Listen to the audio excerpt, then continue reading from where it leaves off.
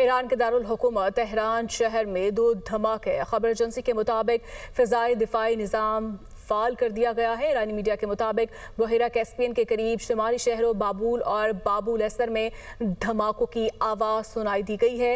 ईरानी media के मुताबिक Iran के दारुल हुकूमत तेहरान शहर में 2 धमाके।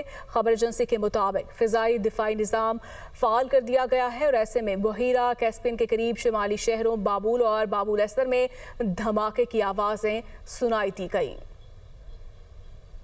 ईरान के दारुल हुकूमत तेहरान शहर में 2 धमाके। खबर एजेंसी के मुताबिक फ़िज़ाई दिफ़ाई निज़ाम फ़ाल कर दिया गया है। ईरानी मीडिया के मुताबिक बहिरा कैस्पियन के करीब शुमाली शहरों बाबुल और बाबुल एसर में धमाकों की आवाज़ सुनाई दी गई है।